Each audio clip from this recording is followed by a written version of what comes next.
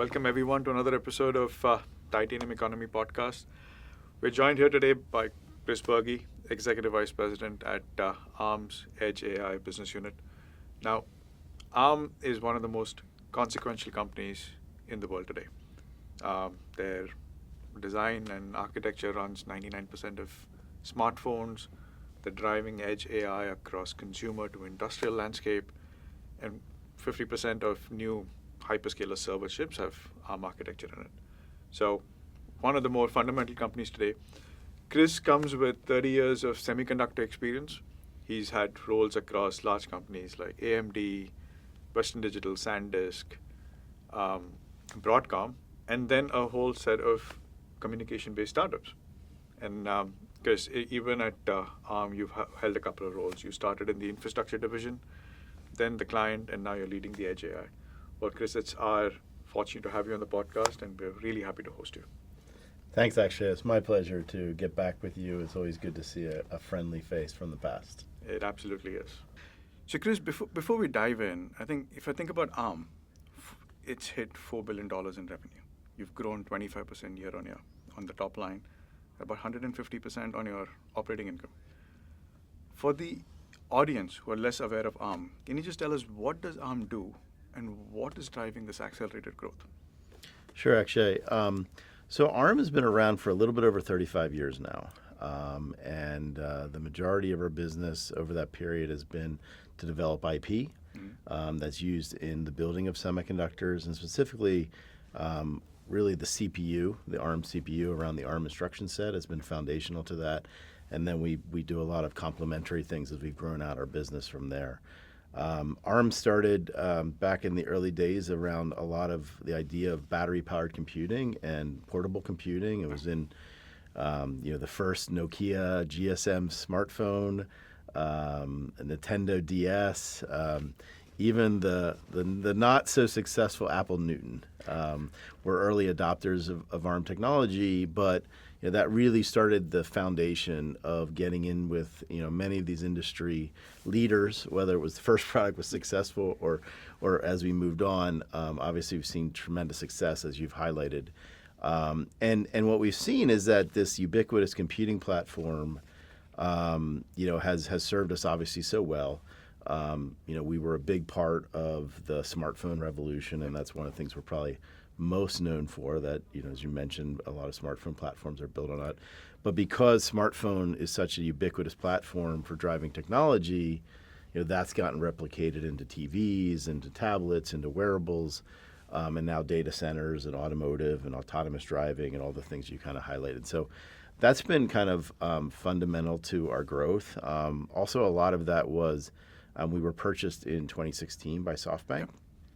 And really what that acquisition allowed us to do was to make some significant investments in a lot of these other growth areas, right, outside of maybe the more consumer smartphone area. And so we really increased our investments in things like data center, in things like automotive, and in AI, actually, in many of the things that we saw kind of at the forefront. And so what we're really seeing now is that explosion.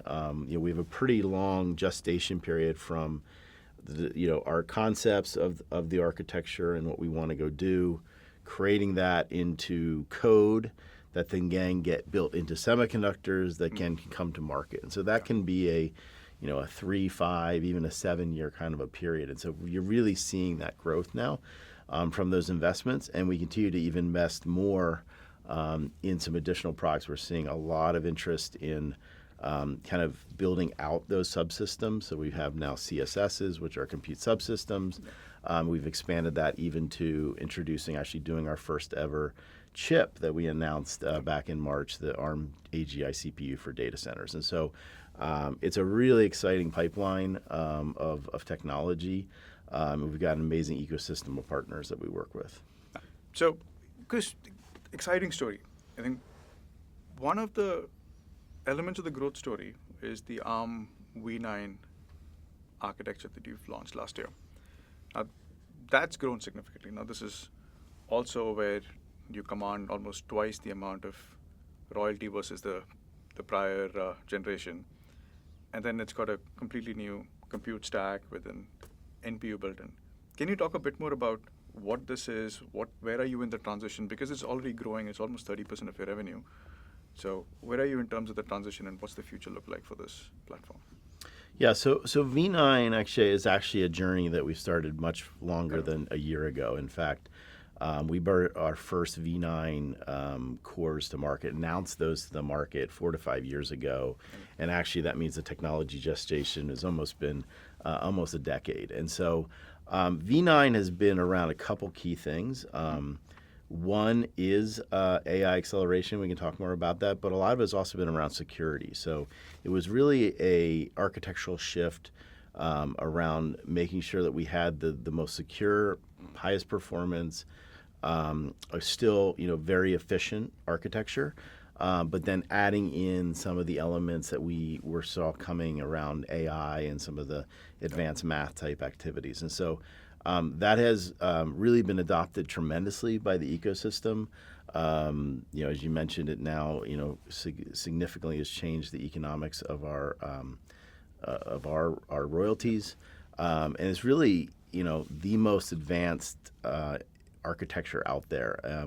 Because of the markets that we serve, we are super religious on driving efficiency and also driving evolution. So, for example, one of the first architectures to drastically deprecate 32-bit and move fully to 64-bit in our implementations, and that just means efficiency. It means efficiency and performance. And so, because of the way that our architecture and our ecosystem is set up, we can be super dynamic in driving that innovation while also still having that compatibility of our complete ecosystem. And so that has been kind of our secret sauce, and we just keep driving that forward. Got it. On the topic of secret sauce, you touched upon ecosystem very briefly right now, but that we've discussed that in multiple forums. Like, the ecosystem is a secret sauce for ARM. You've got 22 million developers, thousands of partners on it. Now, as you think about AI coming to fore, what does it take for ARM to continue being the center of that ecosystem versus getting routed around? Yeah. Well, so, first off, that 22 million developers, what that means is that, you're just able to leverage so much work that's been done, so many tools, so much code, all those kinds of things. And when you think about the innovation that needs to happen, whether you're adding AI to your washing machine, or you're building a next generation trading system for a data center, you really want to focus on that innovation and the new stuff. And you really want to stand on the shoulders of something that's solid and something that's extensible. And so that's really kind of what we've been able to leverage. And so, we love to be very specific, and we're very religious about that compatibility and the non-fragmentation of the architecture, so that people can write once and understand it's going to run on the broad ecosystem of ARM devices. But on the other side, allow for innovation and customization. So allow for the ability to tightly take AI acceleration and couple it to the computing clusters, or take advantage of next generation AI acceleration that's actually happening in the architecture as well. And then we've expanded that now to our compute subsystems and beyond. So that really is what we allow, is that we give an amazing technology foundation for people to build on top of, but then our partners just be able to trade their innovation and what they bring to market and what they're best at, their special sauce. And when those things come together, that's really why you see our footprint in the ecosystem that it is today. Got it.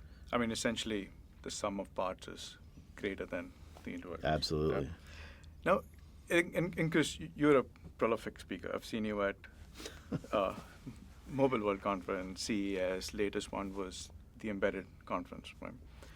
I think one thing which you've said is around how inference is where the value is, right? Versus training in the cloud is more than training in the cloud. Can you talk a bit more about where does that conviction come from, and how does it shape the strategy for ARM going forward? Well, I think that obviously it's a yin and a yang, right? Mm-hmm. I mean, I think training and the training that's happening and how quickly the models are getting more and more intelligent or getting smaller and smaller or being able to do more and more things. That's the incredible part of training and why we need to keep driving training. But when you actually see, when you put it to action, that's actually the majority of that is inference. So, whether it's your car self-driving down the road, well, that's actually an inference workload that clearly is taking advantage of the model that was trained based on all the driving data. When you are training a model, you're training it once, and then it may run, a billion times if you think about searches or things that are happening in your phone or on your computing devices. And so it really is about how that AI kind of gets monetized or how it becomes physical or how it becomes, whether it's a robot or how it becomes physical in the way that you're interacting. And wow, that just did something really intelligent for me, or it helped me learn how to study for my test this afternoon, or whatever, those kinds of things. So that's the inference part of AI. And of course, you can imagine that happens a lot more often. And I think we now are obviously getting into the age of agentic AI where, we're now starting to kick off multiples of these inference workloads in parallel, and they're all leveraging each other, et cetera. So definitely inference is a orders of magnitude bigger than training, but it is a very, feedback loop relative to the better the training happens, the more powerful, the more capable, the more proliferated we can make the inference happen. Got it. I think on that note, you launched Lumix, your CSS platform, last year, sometime in September, right? And you're projecting this will be in 3 billion devices over the next 5 years, by 2030, right? Could you talk a bit more about what does this particular platform enable, and what does it mean for user experience going forward? Yeah, so I think so Lumix is our premium platform for personal computing in smartphones and laptops and tablets, all those kinds of devices. I think the 3 billion thing we were talking about specifically was around actually SME2, which is actually the matrix enhancements that we brought to the V9 architecture. And so that now is actually shipping today in all of the premium smartphones, whether they're coming from Android or iOS. And so that is becoming the foundation now for on-CPU AI. We're seeing a lot of opportunity to take that elsewhere. But definitely doing CPU AI is very attractive, both from a latency point of view, but also from a ease of use from a programming model. When we get into AI, everyone talks about GPU computing or there's NPU computing. And the reality is that we think about heterogeneous computing. There's different tools for different jobs. There's flexibility, there's ubiquity, there's performance per watt. All of those things are all trade-offs that you kind of go through, and so it ends up coming all together in these platforms. But yeah, we're super excited about where we see our SME technology going, and it's been the uptake has been quite frankly tremendous. Got it.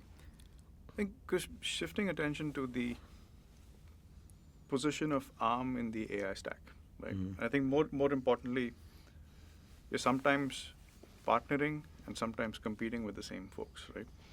So if I think about the NVIDIA Blackwell, that GPU, that Blackwell runs on ARM architecture, where you have the NVIDIA GPU sitting next to an ARM CPU. How do you manage this balance between competing and enabling with the same ecosystem partners? Well, so, I mean, it's really not something that honestly keeps us up at night, because at the end of the day, it's all built in the ARM architecture. And so our partners are what make us great, and have caused us to have the success we've had over these 35 years. But what we've allowed people to do is, again, build on top of what we provide. I think during COVID, when Jensen was doing his talks in his kitchen, or he was doing these presentations in the kitchen, he had this awesome few slides that I love to reuse, where explain why they were moving to ARM from x86. In the past, NVIDIA GPU's data center always ran on x86 CPUs, and What that meant is that they were limited to, PCIe type interfaces, memory interfaces, and memory bandwidths that were optimized around a CPU centric world. Yeah. And that wasn't the AI centric world. The AI centric world is that, in many ways, the accelerator and the CPU need to be of equal importance or may have different set of requirements. And so by using the ARM CPUs and partnering with ARM, they were able to build a system that was balanced, and it had the right amount of bandwidth for the CPUs and the GPUs. They were no longer I/O bound. They could create those kinds of things. And so that's really where that kind of 1 + 1 = 3 really comes to bear, because if they didn't have access to ARM's building blocks, that kind of innovation wouldn't have happened. And so we're all about driving computing forward, and that's why we think we've always had tremendous success, and we also think we're just very well positioned for the future of computing. Got it. And I think on the topic of the x86 market, I think one of the things you've stated is 40% of PC and tablets this year would be ARM-based. Right? So you're structurally getting into a market which was owned by the x86 architecture. Now, if you think about this, how does ARM continue to win in this architecture, and what are some of the things that need to go right for ARM to continue growing? Well, it is things that we've said, and we believe those will become true. And it's really about delivering what users want, right? We both, I've worked closely with the PC industry back from my AMD days, 2 decades ago. And, we used to think about laptops that you would, I would call them mobile went off, right? Because they were many pounds, and you had not only do you have the laptop, but you had the extra bag with their huge DC charger and everything else. And now, you expect these thin and light laptops, you expect them to be fanless, you expect all-day battery life, and you expect to be able to charge them with your USB-C charger that you also use for your phone. And so that drive to kind of what people expected or what was possible, many of those innovators that are driving that kind of innovation are doing so with the ARM architecture. Secondly, you've seen the PC morph into leveraging many of the things that the smartphone was so good at and pioneered. COVID drove you to, wow, video conferencing, wasn't a thing that happened every once in a while. It was the thing, and you wonder why people don't have their camera on now. Well, guess what? That meant you need to have great subsystems. You needed great camera subsystems, all those kinds of things. And you needed to have great audio because you were now listening to those devices. Now AI is the killer workload, and we need to accelerate AI. Again, the first Copilot PCs are ARM-based, right, that Microsoft introduced. So, all of these waves of the future are largely built on ARM because of the industries they're coming with, because of the partners. And it's really about just user experience, both relative to choice and innovation. Got it. So shifting from you're disrupting x86 architecture, but if shifting RISC-V is becoming a bit more real and gaining some real traction, right? Now it's an open source alternate to some of your own work. How do you think about the competitive dynamics in this place? And what's ARM's answer to this? Let's just say RISC-V getting traction. Well, so computing is a huge space, right? And we're very fortunate it's growing the way it is. We are being challenged to provide more performance, more capabilities in so many of the markets that we've talked about. And so we're very focused on, quite frankly, delivering those. People are looking for a non-fragmented architecture. They want to leverage all these assets, the developers, the tools, all those kinds of things we talked about. And so for the computing platforms that really matter, we really are focused on driving things forward from an innovation point of view. And we're seeing that be that is the driver of the future. And so we're just excited about that opportunity. Got it. Yeah. So I think shifting a bit away from ARM to your own personal journey, right? So because you worked across the entire spectrum of semiconductors, right? You were at AMD, you were at Western Digital and Sanders, memory company, you were at Broadcom, now you're at ARM. Just the spectrum of all of the industry that you've seen, right? Can you talk about what was the learnings in those early years that you continue to sort of carry with you through each of these leadership roles? Wow, there's a lot of different ways I could go with that. Actually, I'm actually passionate about talking about this because it's been an amazing journey for me. I think you take something different from every role, right? I think that the startups is a very interesting one, just because if you don't do it, no one else will, right? And so you've got to really get things done. It's not like you can hide out in a big organization. And so I bring many of those concepts to my team and saying, look, how are you making a difference today, right? How are you making an impact today, and really trying to, get the team to feel like they have that onus on them, that they are entitled to make a difference, and they shouldn't always ask for permission, but drive things and tell people what they're doing and why they're doing it and those kinds of things. So I think that urgency and those kinds of things that come from that startup mentality, I think you learn something different from each industry. I mean, I think you mentioned my experience in the memory industry. It's super interesting. You're working in a commodity industry, yet you're trying to drive differentiation. You go through boom and bust cycles that are tremendously humiliating and keep you honest and keep you on your toes. But it also just drives you to you can't be right all the time, but how are you adapting? How are you moving quickly?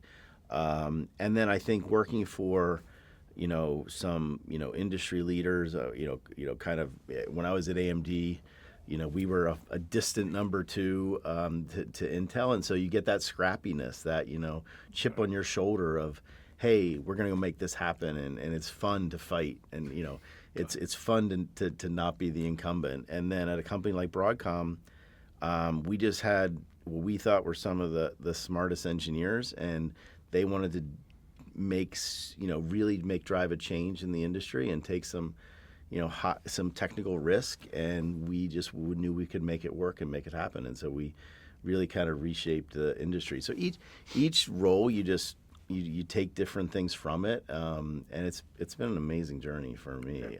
And I'm just excited to give back to the teams that I get to work with. And ARMS kind of takes the cake relative to having just an amazing innovation kind of a mindset, deep roots in academia and our Cambridge heritage, and now just driving that out to the amount of impact that we can make. So it's been fun. Yeah, I mean, and that's a fabulous leadership arc across all of these various semiconductor industry companies. I think, Chris, closer to home, in ARM itself, you started in the infrastructure space. Then you went and you ran the client division. Now you're leading Edge AI. I mean, across each of them, you had to sort of build credibility in a new domain with new customers. Can you talk about what this transition entailed just within ARM, and then what do leaders typically get wrong going within different domains? Well, actually, I'd love to say that I had a perfect plan, but I got to say, I think like much of my career, you take kind of things as they come. And I actually spent a good amount of my career both at in endpoints as well as in infrastructure. And so actually in my career, it uniquely kind of set me up to maybe make some of these transitions. But I think at the end of the day, if you're passionate about technology like I am, there's a lot of leverage. And in fact, that's fundamental to even ARM's business, right? I mean, we do create CPUs for many different markets, but they're highly leveraged, right? And so those core capabilities, those things do cross over, but the applications and those things, I think are quite different. So I think the key is, first off, you need to put a very intellectually honest people around you. And by the way, customers are awesome relative to a truth serum, right? They kind of aren't too shy usually to tell you where you're doing well and where you're not doing well, or at least where their pain points are. And so I think you really need to listen to them. And so for me, it was, come in, learn a bunch, surround myself with people that complemented my capabilities. And then, I think you go through some of these scenarios where the technology didn't matter, but you kind of understood, how do we win in this scenario? How do we really understand what our value proposition is? What part of the market do we really think we can penetrate? Should we go where the market was, or should we go where it's going to be? I mean, quite frankly, when we came in and started Neoverse, we just said we're going all in cloud, right? Even though that wasn't the biggest part of the market. I mean, you look back now and go, "Wow, Chris, you were brilliant." No, but that's true. We literally said, "Sorry, when the big OEMs call, we're not answering their phone calls. We're focused on Amazon. We're focused on these cloud providers." And so we placed that bet and said, "We think that's the future of computing. That's where we want to be." We thought that we had unique attributes, and it paid off because we didn't have the inventor's dilemma that some of the incumbents had around, well, wait a minute, we do all these things over here, we just want to reuse those things. And we were like, no, we're doing something new. And we found, key, leverage points. We build great CPUs for data centers, but quite frankly, we built an amazing fabric for data centers. And with this AI acceleration and the coupling of that has been the magic of you can have amazing bandwidth, you have amazing multi-compute type of a solution. So really finding those key differentiators. We're very fortunate that we work with some of the most innovative companies out there, and they like to partner with us because they think our engineers are smart, and we give them access to those engineers, and we listen, and we really try to deliver value, I think, to them. So it's really about that, kind of I think being intellectually honest on the technology, and then understanding the dynamics of the industry, because each industry is quite different. And even in the 6.5 years now that I've been at ARM, we've seen these waves, even in those time periods of kind of what's important. Are you going through consolidation? Are you going through expansion? Are you going through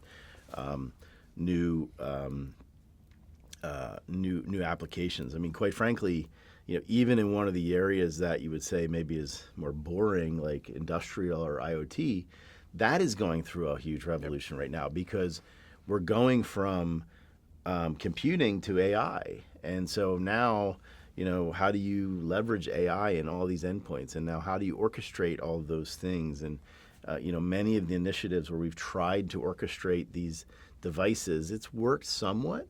But now with AI, we can, I think, create these orchestration layers that never existed before. We tried to do with standards bodies. Now we can have AI agents figure out how to orchestrate these things. So I just, to me, this is what gets me up in the morning, is that, even though these industries are, from a 20,000 foot level look very stagnant, when you actually look at what's happening underneath the water, you can actually see that, wow, there's a lot of fundamental change that's going to happen, and that'll really separate, I think, the future winners and losers. Because I think it's refreshing to hear about the unencumbered approach. You went all into cloud, right? And the whole point about listening to your customers, being close to it. Throwing in an additional question around industrials, right? Like in cloud and in compute, there are some large customers you can sort of work with. But as you think about going towards industrials, which is a more fragmented space, is that a place where you've decided to sort of, how are you working with customers and industrials? And how do you view that space? Like who's the partner to sort of get you into that edge AI adoption at industrials? Well, I mean, we're fortunate in that, most of the industrial companies, at least at the building block level, right? That's been a foundation for ARM for a long time. And so, companies like ST Microelectronics, TI, Infineon, and then you got newer players, that are evolving and kind of coming from, say, wireless backgrounds and power backgrounds and all these kinds of things. So, we've got this amazing breadth of partners. But I think the key thing in industrial is, it's more fragmented, right? You don't have, units or a single unit that sells in the orders of, 100 million units or whatever kind of a thing. It's really about trying to build building blocks that can be highly leveraged and customized and optimized for the different use cases. And so I think it is a market where there's probably, you wouldn't want to necessarily listen to a single customer, but you have to be a little bit more passionate about what you think the key building blocks are for the future, and allow people to kind of build on top of that, because it is a market that looks for stability. It looks for kind of capabilities that it can extend over time and those kinds of things. It's not a consumer market or anything like that. So I think it's about bringing in innovation, but understanding that innovation will be not as rapid as a consumer market. But what we still do is we do a lot of the fundamental plumbing to try to make it easy, right? I think about frictionless AI, right? How do we make AI frictionless? How do we make it easy for people to make that transition, from a compute-centric to, kind of an AI-centric world? And you put the ecosystem and the developer partners that you have, and you've got the building blocks and the accelerators put together. Correct. Yeah. Now, one thing did stick with me. So at Computex, you said AI is changing the playing field, and ARM is basically laying out the board, right? So if you think about looking a decade out, what does the board look like for you? And then what has to go right for AI to fully realize its potential in the AI native world, right? All built on the fact that you said the field is changing and ARM is building the board. Well, I think when I talked about that, I was really talking about how we're allowing our partners to kind of innovate. It kind of goes back to my Jensen example earlier about, hey, you can build a platform the way that you want to build it, because sometimes you need amazing memory bandwidth, sometimes you need I/O bandwidth, not one size fits all. And so really that allows us to be this foundational element behind a lot of these different things. I think that it is just mind-boggling to me to see how fast it's moving, and I think even those of us who have done this for a long time, I mean, this innovation cycle is amazing. So, I mean, clearly there's some fundamentals you can look at from a physics point of view of, it's very clear that, power, memory bandwidth, these things are it's going to just keep challenging those metrics. And so how can you do things more efficiently? How can you do things, how can you manage, how you can build better models that don't need as much memory bandwidth? And, you're kind of just squeezing the balloon of just trying to figure out how to optimize things. I think things that are maybe not as obvious to folks is developer friendly. AI is not easy. Many of these low-level programming capabilities, and obviously you see that NVIDIA's done an amazing job with CUDA and really, has invested in that ecosystem to really try to make AI programmable and improve that. I think that is a big challenge that, kind of we're focused on from an ARM point of view of making sure that AI is tremendously developer friendly, because that is key considering how fast things are moving. And I think it's been one of the reasons why NVIDIA has such success on the accelerator side, and quite frankly, it's one of the reasons we've had so much success on the computing side of AI. Yeah. Chris, one final question before we close, and probably be asking you to do a bit of crystal ball gazing here. Right. Now, you've gone through several cycles. You've seen the PC cycle, the mobile, the cloud, and now AI. Now, AI, we're right in the middle of the AI cycle, and this is probably one of the biggest you've seen, right? If you were to project ahead, what does this era mean for the semiconductor industries, and where does ARM continue to sit in that future?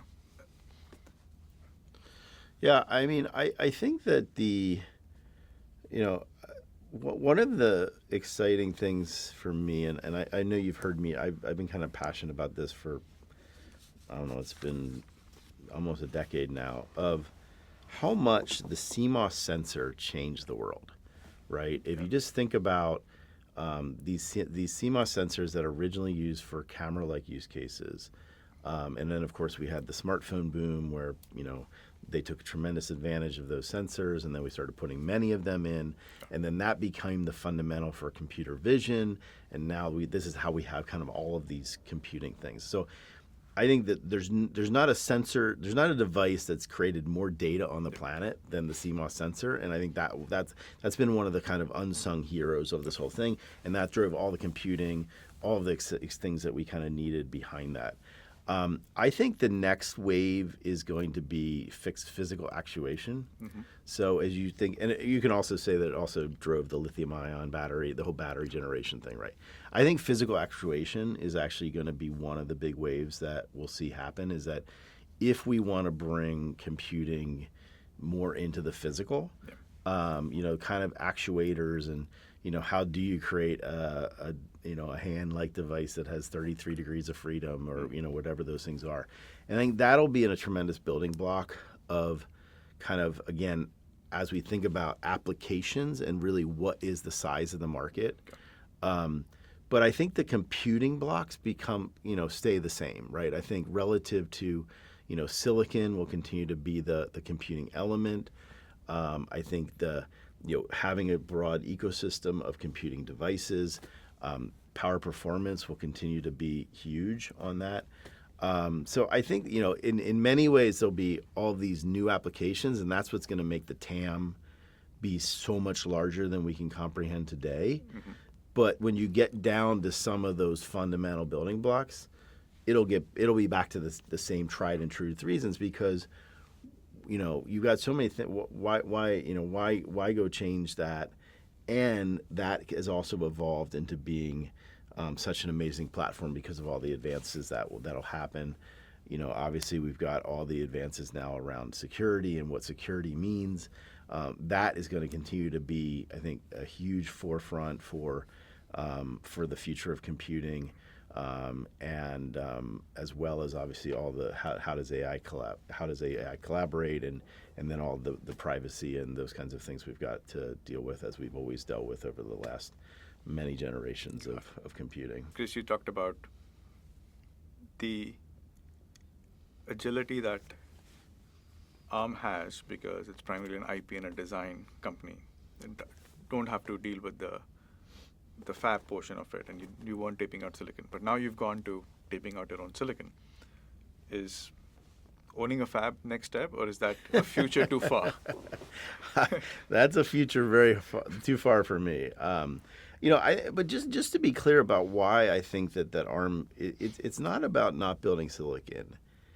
It's about the fact that we made our technology so widely accessible. Yeah. And that sounds like really easy to do, but it's actually not, because that meant that we had to create recipes. We had to create modularity that allowed us to, make a business out of serving a ton of different players, That's right? It wasn't just a one-to-one thing. And I think, in many ways, this is kind of, if you want to look at the TSMC special sauce versus the Intel special sauce, right? TSMC had to figure out how to support all of these semiconductor companies. And guess what? They got amazingly good at it, because there was no way you could call up 15-year customers, say, oh, we told you the transistor was going to work like this. It doesn't work like that. Can you please tweak your design? Whereas when you had companies like Intel, they had a one-to-one relationship, and so they could tweak both sides of it. In some ways, you can get to maybe an endpoint faster, but when you actually look at your scalability, you end up sacrificing that a lot. And so I think it's really that scalability that we were able to build. But no, I don't. We have an amazing set of partners, foundry partners, across the board, whether it's TSMC, Samsung, Intel, and the like. And so we are actually very supportive of a broad set of foundries.